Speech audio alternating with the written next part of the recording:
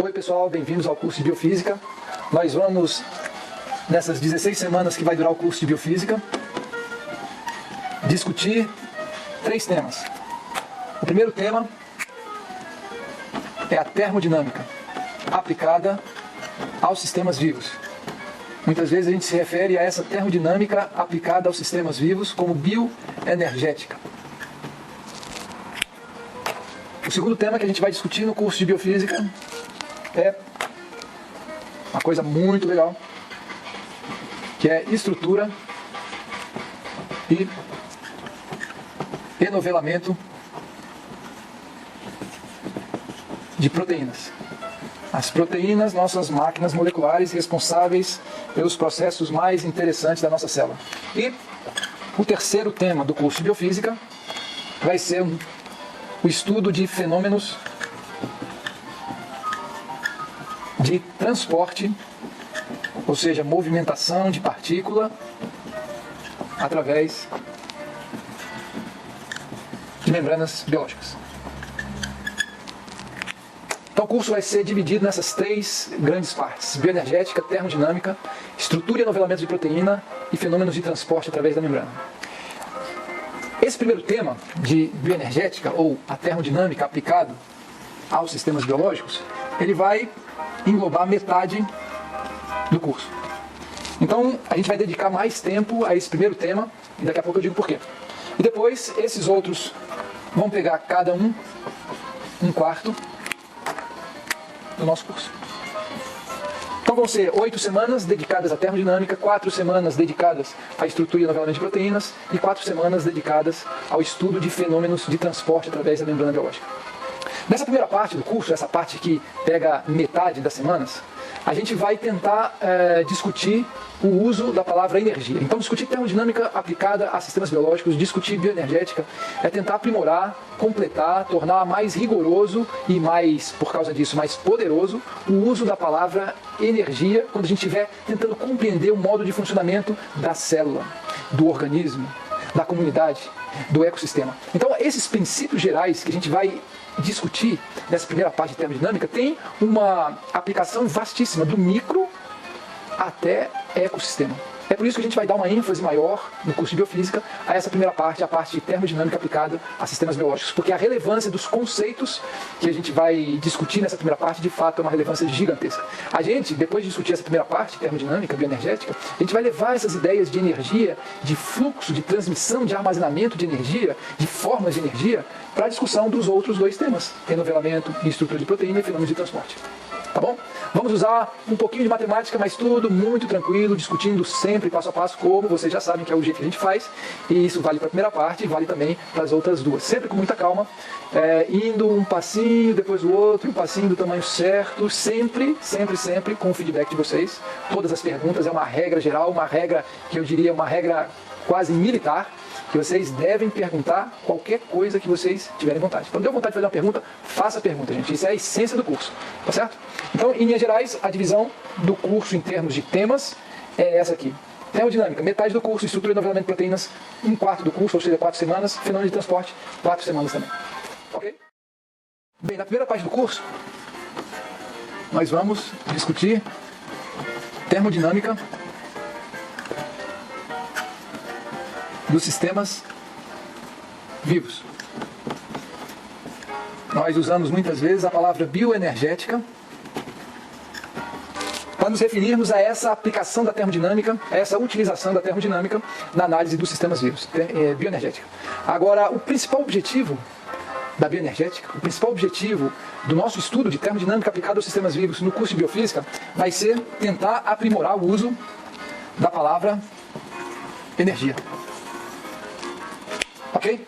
E especificamente o que a gente vai tentar esclarecer ao máximo. Primeiro, o que é fluxo de energia?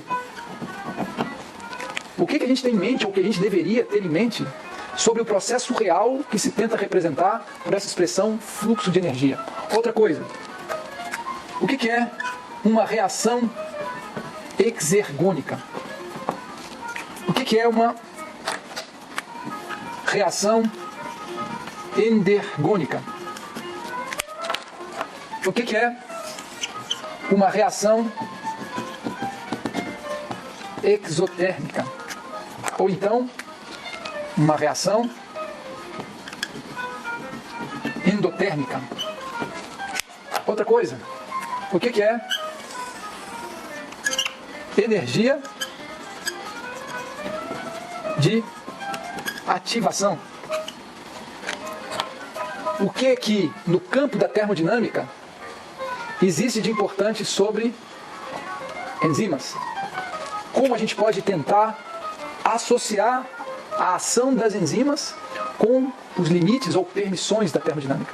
Então, todas essas palavras que eu escrevi aqui, em torno dessa palavra central, energia, elas têm uma relação com a ideia de energia, mas elas representam diferentes variações, né, ou fenômenos associados à ideia representada pela palavra energia. Tudo isso aqui, e cada um desses termos e expressões, a gente vai discutir nessa primeira parte do curso de Biofísica, na parte de termodinâmica aplicada aos sistemas biológicos, na parte de bioenergética. Tá bom? Então vai ser muito importante, gente, que a gente defina precisamente o que nós temos em mente quando usamos cada uma dessas palavras. E como a gente pode, a partir do uso adequado dessas palavras, evoluir na compreensão do modo de funcionamento do organismo vivo. Que é um sistema que, evidentemente, é uma palavra que a gente também vai discutir.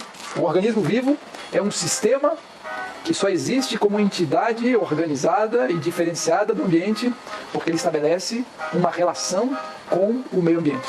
Essas ideias de fluxo de energia no próprio sistema, entre subsistemas dentro do sistema vivo, vai acabar evoluindo para a ideia de fluxo de energia entre o sistema e o meio ambiente, e aí é o patamar que a gente sobe para expandir essas ideias discutidas, a princípio, no nível molecular, para o nível de ecossistema do organismo se relacionando com o meio ambiente. Eu acredito que esse também é um dos grandes objetivos dessa primeira parte de biofísica, né? Que essa discussão nos torne mais capazes de compreender a nossa dependência como indivíduo, como sociedade, do meio ambiente e as limitações que a nossa dependência e essas relações entre organismo e meio impõem ao que de fato a gente pode ou deve fazer. Ok? Então eu acho que essa parte ficaria talvez para o final de termodinâmica ou talvez uma discussão mais para o final do curso. Ok? Mas agora viajei, né? Falamos em coisas muito amplas. Calma. A gente vai começar definindo, muito bem definidamente definida, cada uma dessas palavras. Tá bom? Ok, então.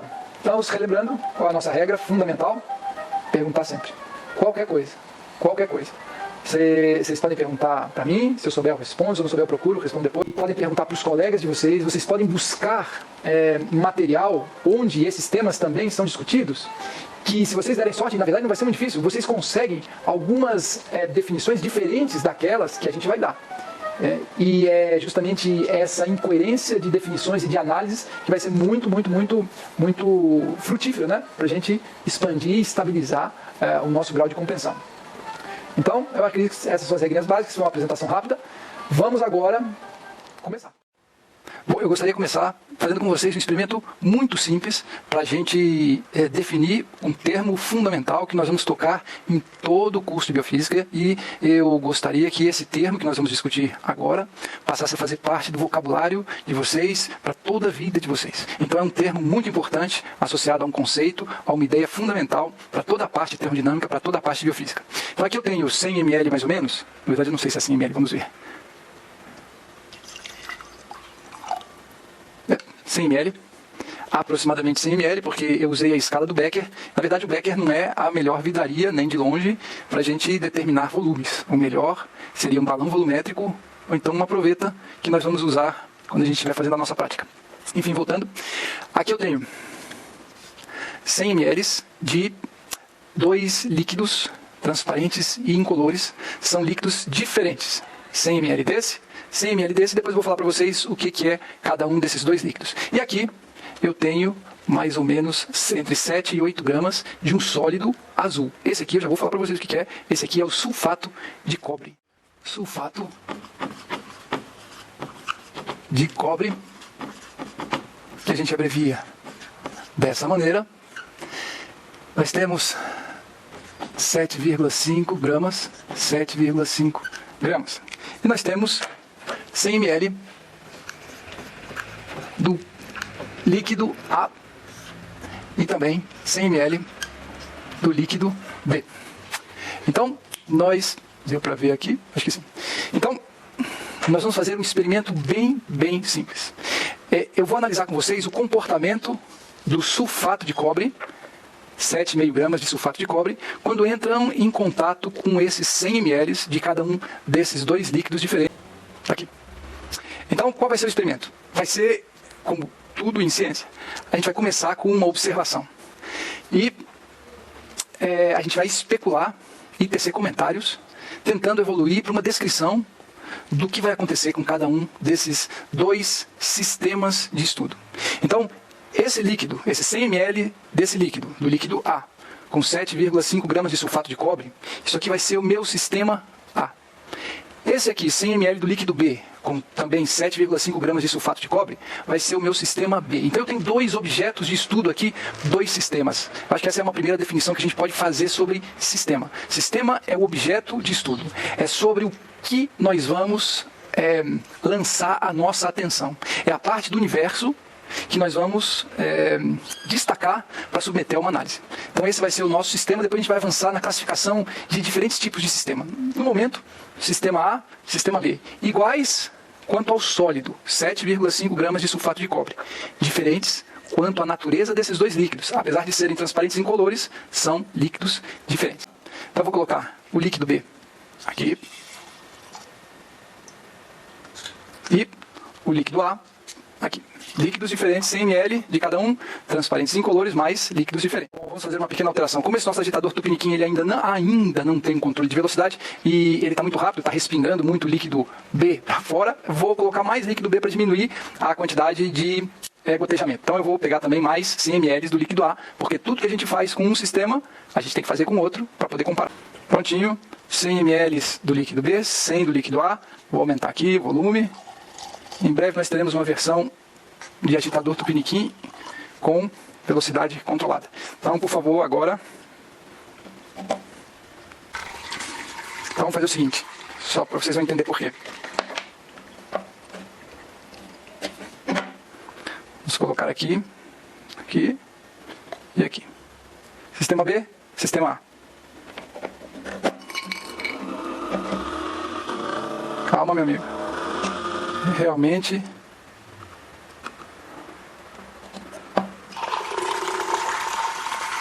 Meu Deus do céu, que é isso?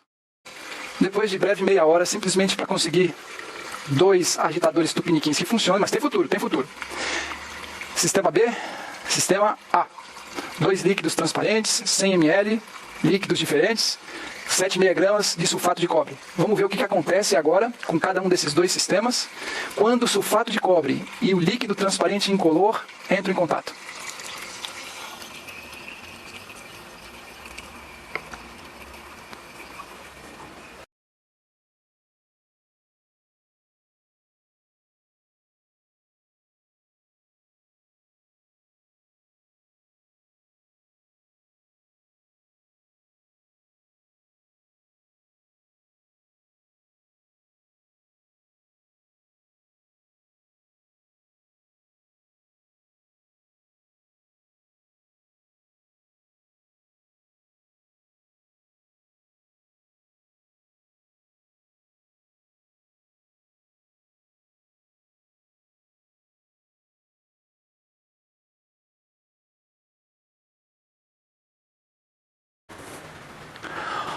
Bom, colegas, o que a gente pode comentar sobre o comportamento desses dois sistemas, sistema com líquido B, sistema com líquido A, os dois com 100 ml de cada um desses líquidos, 100 ml de líquido B, 100 ml de líquido A, os dois com 7,5 gramas de sulfato de cobre.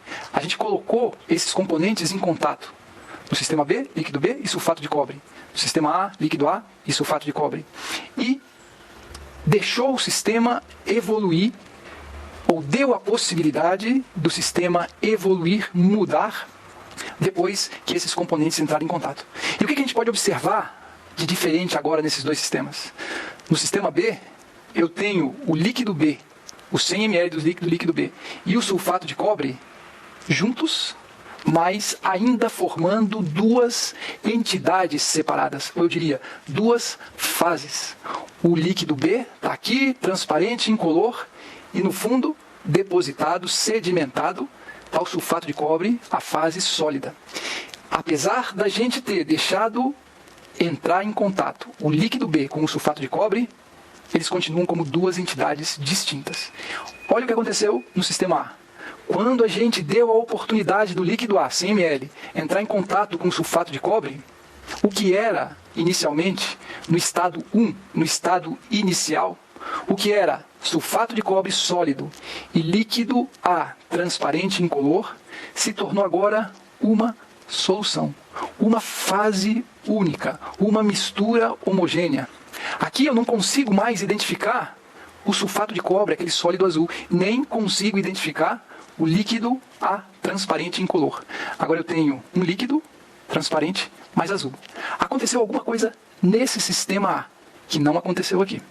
Esse sistema A evoluiu, mudou de sulfato de cobre sólido e líquido A para uma solução de sulfato de cobre no líquido A. Esse sistema B não evoluiu.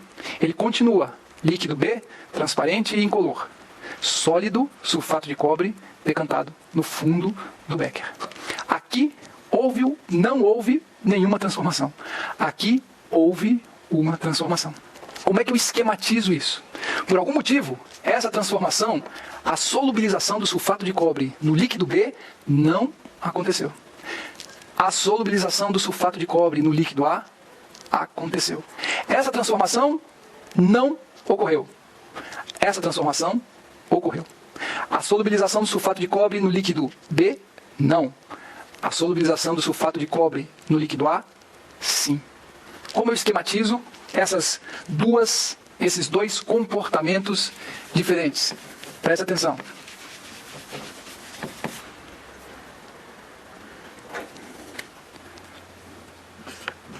Sulfato de cobre.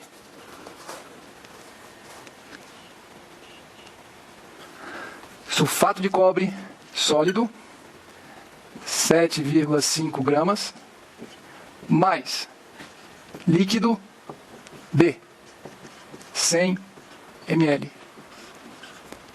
Solução de sulfato de cobre no líquido B. Essa proposta de transformação não aconteceu. Eu vou chamar essa proposta de transformação, a solubilização do sulfato de cobre no líquido B, formando uma solução de sulfato de cobre em líquido B, eu vou chamar essa transformação que não aconteceu de transformação não espontânea. Ou então, um sinônimo, transformação envergônica, que é simplesmente transformação impossível. Ok? Então, com todas as limitações que a gente eventualmente tenha por estarmos iniciando uma análise com uma série de simplificações que a gente começa fazendo, como todo início tem que ser mais simples, a gente diz que a solubilização do sulfato de cobre no líquido B não ocorreu. Levando em conta essas condições, temperatura, pressão, blá, blá, blá, blá, etc, etc, que a gente vai voltar a falar várias vezes, mas o fato é que a solubilização das 7,5 gramas do 100 ml do líquido B não aconteceu. Essa transformação é não espontânea. Ela é endergônica, ela é impossível. Tudo isso eu quero que vocês trabalhem como sinônimos. Não ocorre, impossível, endergônica, não espontânea. É tudo sinônimo. Em contraste a essa transformação, a solubilização do sulfato de cobre no líquido B, a outra, o nosso outro sistema, o sistema A, quando a gente colocou em contato o líquido A, 100 ml, com 7,5 gramas de sulfato de cobre. Essa transformação aqui agora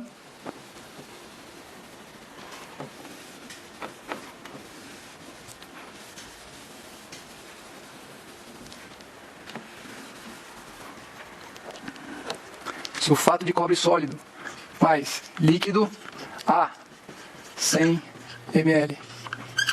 Formou-se uma solução de sulfato de cobre do líquido A. Quando a gente colocou 100 ml de líquido A em contato com sulfato de cobre, o sulfato de cobre se transformou e transformou o líquido A numa solução, uma mistura homogênea, uma fase só. Houve aqui uma transformação. Aqui no sistema A, o líquido A em contato com sulfato de cobre formou um sistema que se transformou. Aqui eu tenho uma solução de íons cobre e sulfato, dá para ver aqui? Cobre e sulfato envoltos por moléculas do líquido A. Solubilização é isso.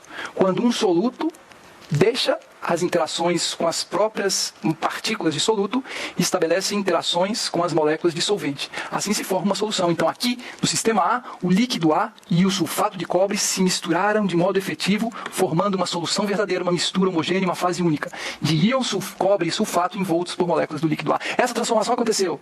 Eu vou chamar ela de transformação espontânea, ou simplesmente transformação possível, ou ainda transformação exergônica. As transformações que ocorrem, que são possíveis, são chamadas de transformações espontâneas ou exergônicas. Então eu gostaria que, a partir de agora, vocês considerassem como sinônimos. Transformações que ocorrem são transformações exergônicas, são transformações espontâneas ou ainda são transformações permitidas. Líquido A com sulfato de cobre. Houve uma transformação espontânea, exergônica, permitida, que ocorreu. Formou-se a solução de íons cobre e sulfato no líquido A. Sistema B. Aqui a transformação proposta, solubilização do sulfato de cobre no líquido B, não ocorreu, não é espontânea, é endergônica, é proibida, é impossível. Tudo isso aqui a gente pode falar e quer dizer a mesma coisa sobre a proposta de transformação que foi tentada, mas não foi efetivada. Isso aqui é uma transformação não espontânea, endergônica. O sulfato de cobre não forma uma solução verdadeira com o líquido B. O líquido A, meus amigos, é água. O líquido B é etanol. Água dissolve sulfato de cobre, etanol não dissolve sulfato de cobre. A dissolução de sulfato de cobre em água é espontânea. A dissolução de sulfato de cobre em etanol é não espontânea. A dissolução de sulfato de cobre em água é exergônica, é possível, é permitida, ocorre.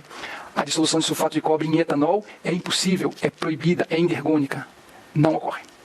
Daqui para frente, eu quero que no caderninho de vocês já esteja reservado um espaço para definição, eu diria, uma das mais importantes, um dos termos mais importantes nesse nosso início de discussão de biofísica. O que é espontâneo, exergônico, possível, permitido. O que é proibido, não espontâneo, endergônico. É isso aí.